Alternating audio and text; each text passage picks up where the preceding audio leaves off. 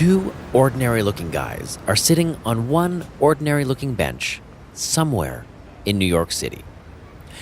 It's daytime on this residential street, and even though the two are casually chatting, they're also waiting for someone.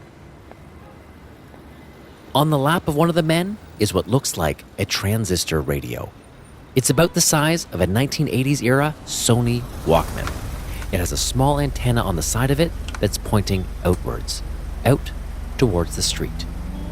The men are glancing over at a minivan about 30 feet away that has just finished parking. A woman gets out of the van, goes around to the trunk, gathers up a child's backpack and some groceries, and closes the door. And as she walks away, she uses her key fob to lock the car.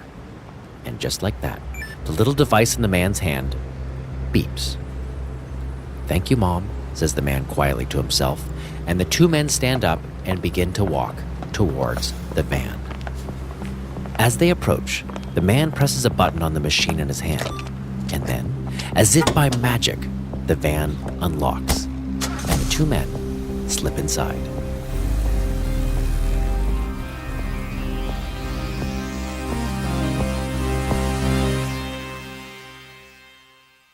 That scene was from the first season of the TV show Mr. Robot. Elliot and his gang of merry hackers need to get out of town, and traveling in a stolen minivan seems like as good a ride as any. They certainly made it look easy on the show, and from what I could tell, the whole thing seems pretty undetectable, which, as the owner of a new-ish car with a new-ish car key fob, certainly got me thinking. Back in April, Wired reported on a Beijing-based security firm that had built a device that could intercept car fob signals, just like the one on Mr. Robot, all for about $22. And not only was this done for cheaper than it had ever been done before, but it also now had a longer range too. Using this device they built, car fob signals could now be intercepted from about 1,000 feet away. And in November, 2 car thieves were caught on camera stealing a Mercedes from right outside the sleeping owner's house. It was done using a series of what's called relay boxes.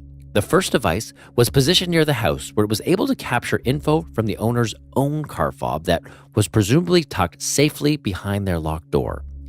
It was then able to relay that same signal to another box placed right beside the Mercedes that could transmit the code that they'd captured.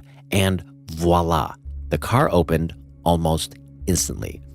The whole thing took less than about a minute. There's security camera video of it online, and if you haven't seen it, it's totally fascinating, and we'll put up a link to it on our website at hackablepodcast.com. So of course, all of this got me thinking, are our cars really this vulnerable? Is it really that easy to break into my car? And then I found a hacker who promised to show me just how insecure our modern cars really are. Welcome to Hackable, an original podcast from McAfee.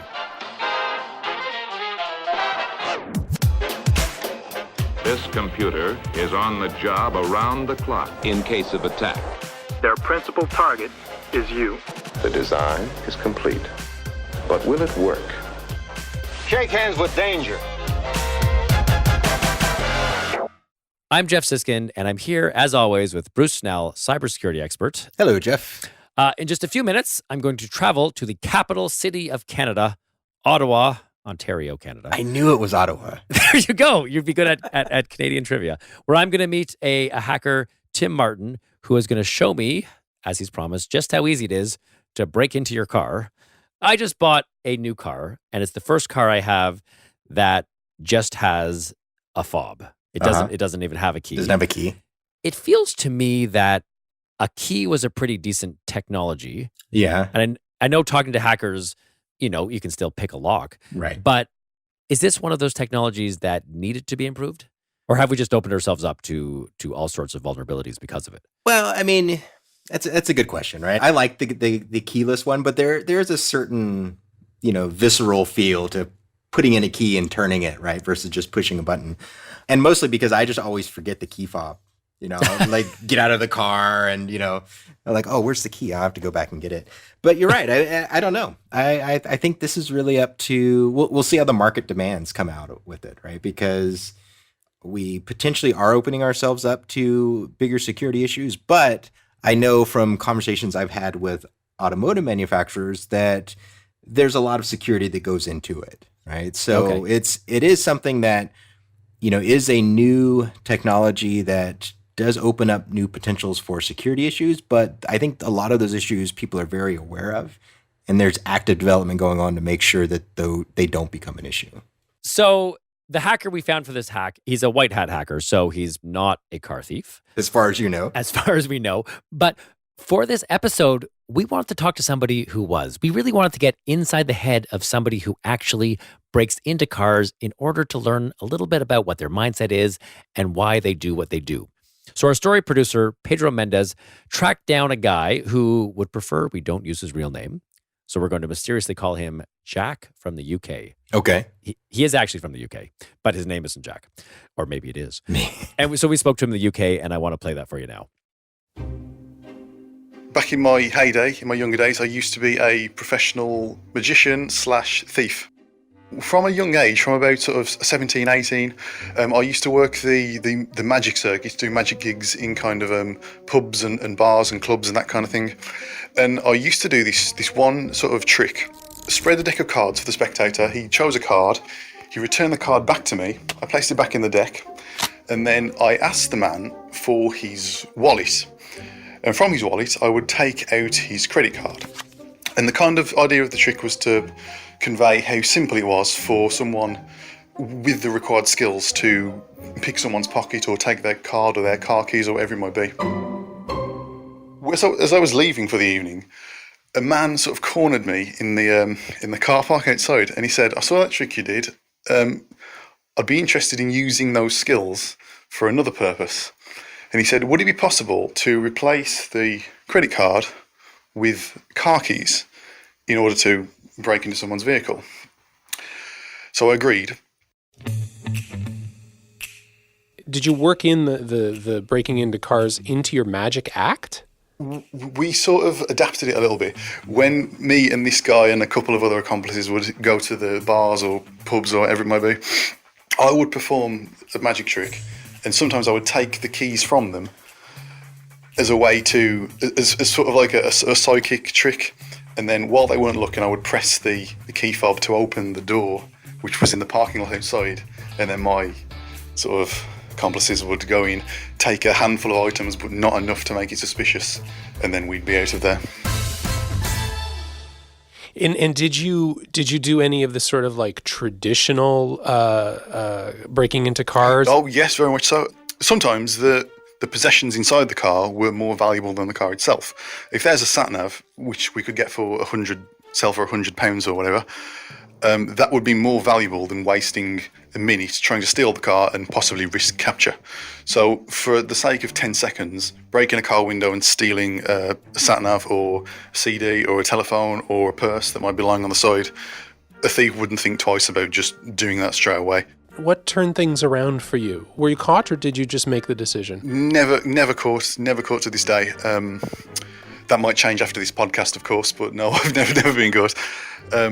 To me, it was kind of minor inconveniences to the person we were stealing from, and I didn't give it a second thought, although now I do, and obviously I feel terrible about it, because it happened to me a year or so ago. I got my car vandalised and broken into, and I thought, yeah, this was me. It's kind of like karma. It's what I deserve. Wow. Well, thank you so much for sharing your story. No problem at all. Thank you very much for having me on.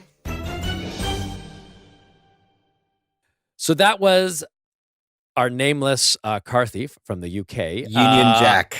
The Union Jack, we'll call him, who makes it all sound very, very easy. And in fact, it is pretty easy. Well, I'm going to jump on a plane and travel to what is supposed to be very, very cold this time of year, Ottawa, Canada, where Tim Martin is going to show me just how easy it is to break into my rental car using his fancy thing.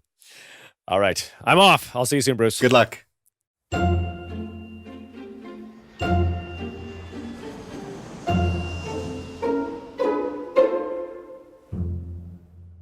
I'm here with Tim Martin. You are a guy who does a lot of things and knows a lot of things, including how to hack a car fob. Yeah, I can unlock your car pretty easily. Okay. So what do you need to do that? Where Show me the ways. So all we need is this little device here. Looks a lot like a USB stick with an antenna on it. Yeah, sticking out of your laptop. It's called a Yardstick 1. Okay. With that device, what we're going to do is unlock your car, because your car fob, the actual key, sends a signal to your car and your car unlocks. Everybody knows this. It's pretty simple. I'm going to intercept that signal, and then I'm just going to copy it and unlock your car with it later. Okay, so I don't have my actual car here. I've actually flown to Ottawa, which is your home. It is. Rented a brand new car, and you are going to attempt to capture the fob information and break into my rental car. Exactly, and I'm going to steal all the stuff you left there. Perfect. Well, that's great. I haven't, of course, told the rental company I'm doing this. So of course, they never need to know this. So I don't think it's on their form. You're not going to break the car? The car should be totally fine. And when I return it, I'm not going to lose my whatever? No, hopefully not.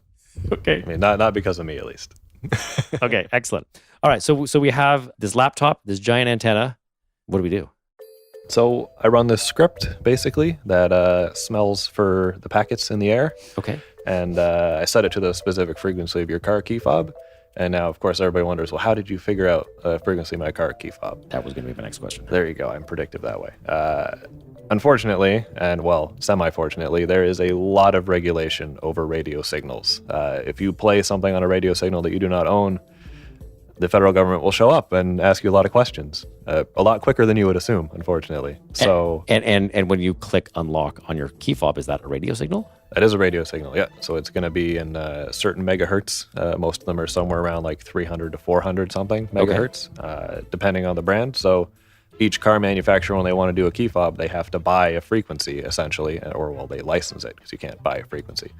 And then they get given that, and then their cars only use that one. So all their cars, or well, all their specific model of car for that key fob get to use that. Okay. So it's pretty easy to find out because it's also publicly announced by the FCC.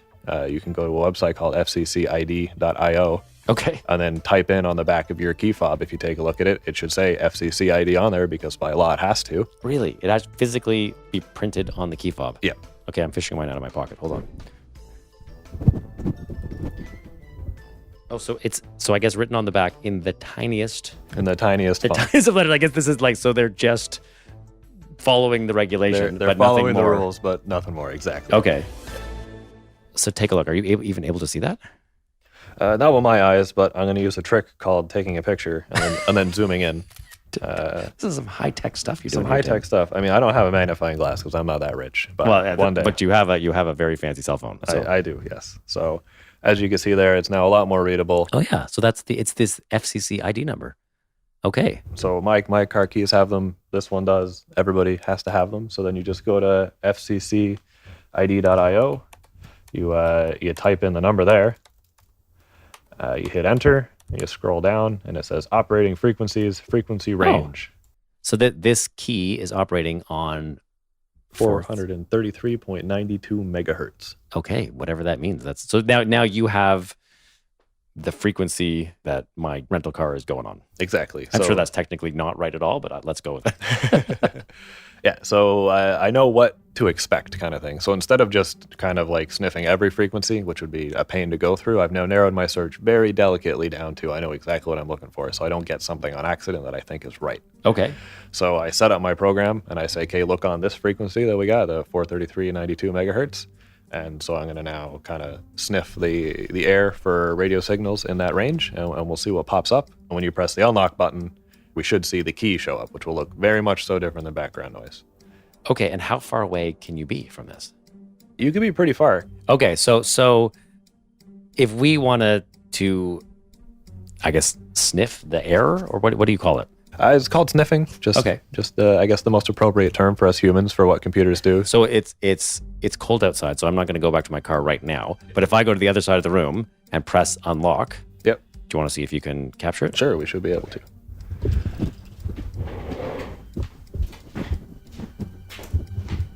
Okay, so I'm all the way on the other side of the room. Are you ready? Okay, should be good to go anytime you want. Okay, so I'm going to press unlock.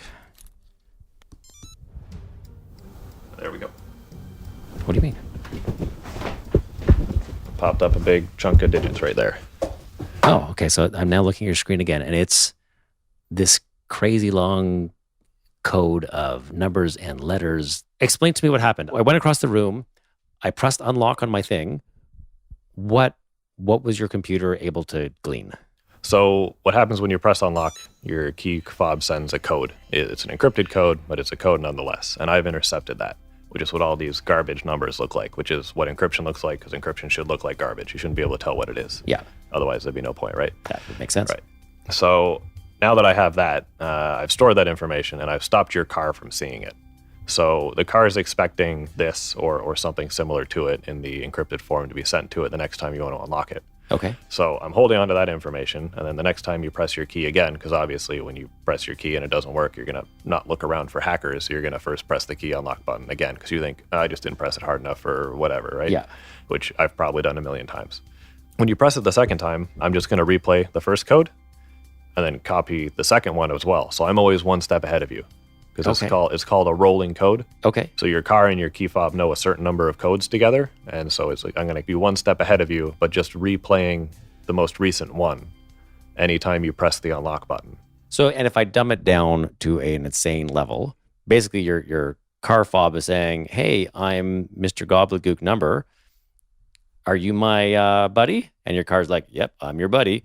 But there's, they have a secret handshake, but they have like, I'm going to say 15 secret handshakes or however many secret handshakes they may have. Yeah. And they go through handshake number 1. Next time you press it, handshake number 2. Next time you press it, handshake number 3. Is that kind of? That's basically how it works, yeah. Okay. So you've just captured secret buddy handshake number 1. Yeah. So now next time I go up to your car, I'm going to use secret buddy handshake number 1, because that's what he's expecting to happen. Okay. And then I'm going to unlock it.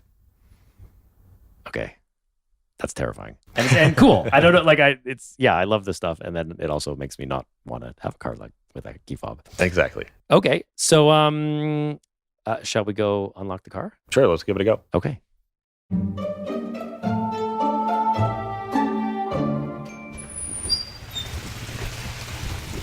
Okay. So we're back outside in the visitor parking lot outside your place. Yep. Going towards my car, who had no idea. He's in for quite a surprise, hopefully. All right, so we're outside the car. You've set up your laptop on the front hood of the car with your antenna thing there.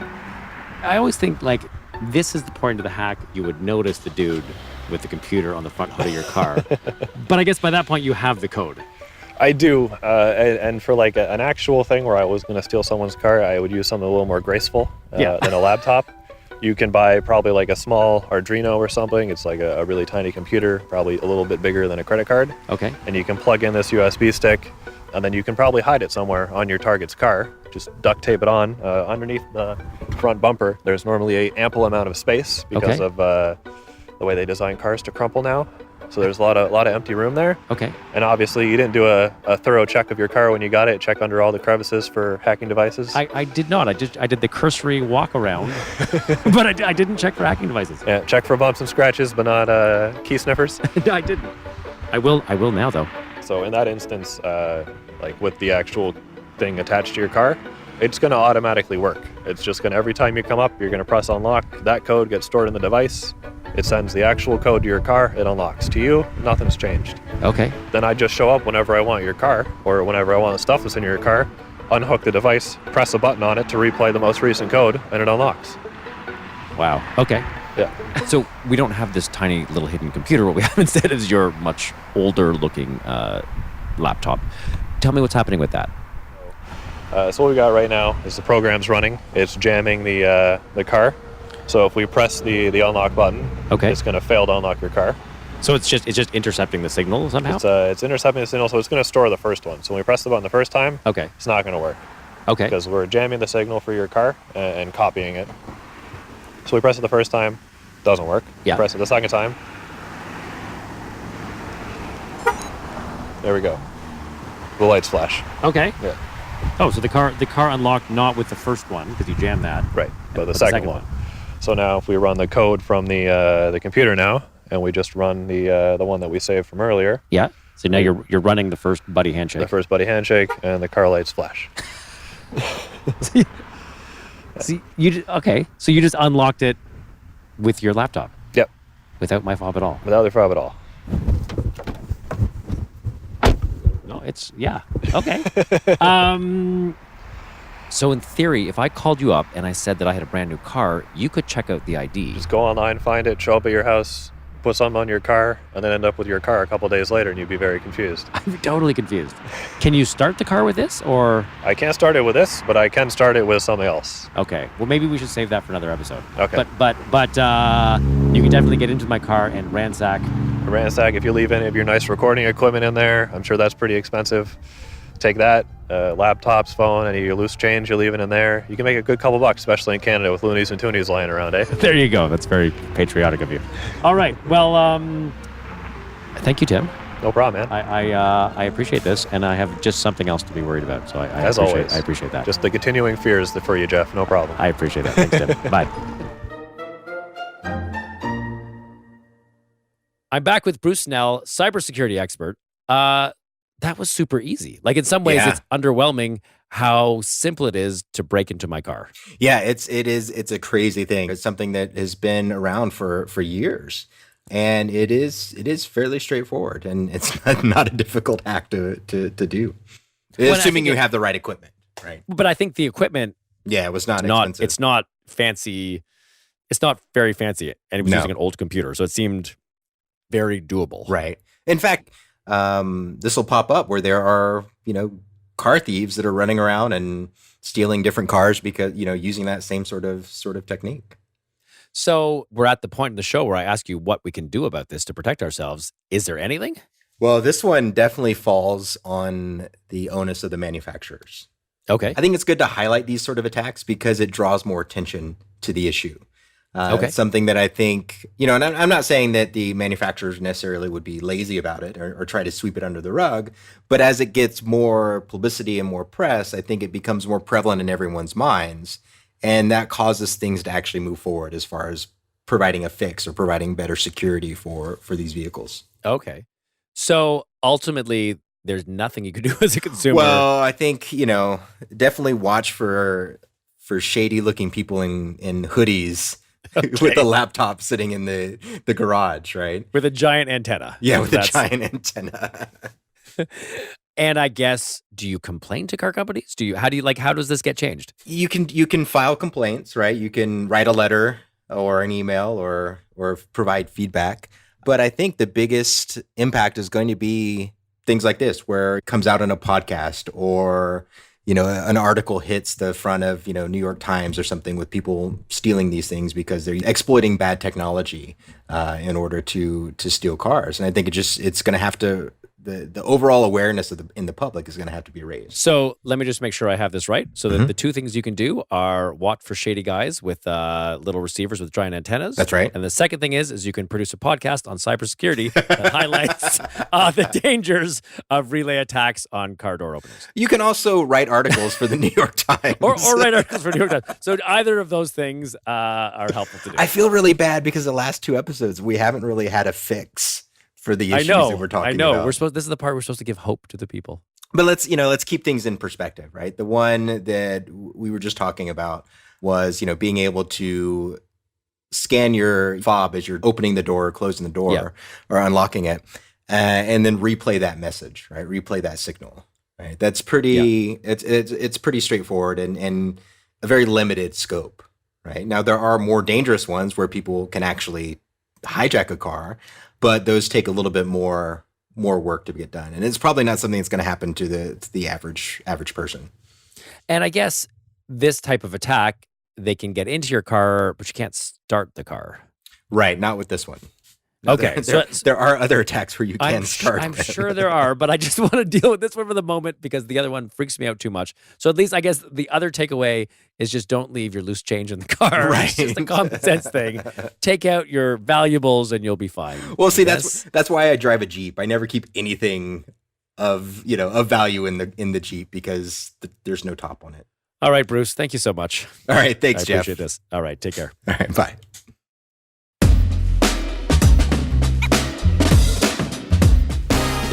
I'm Jeff Siskin, and you've been listening to Hackable, an original podcast from McAfee. If you like the show, please don't be shy in spreading the word. We are totally tickled by all of the nice things people have said about us on social media, and it's really, really helped spread the reach of our show. So thank you for that. We read everything you write, and we totally appreciate it all. And if you want to find out more about car fob hacking, or if you want to see some actual surveillance video of a car being stolen using a relay attack, head on over to hackablepodcast.com, where you can find a link to this video and much, much more. Thanks for listening. Next episode in 2 weeks.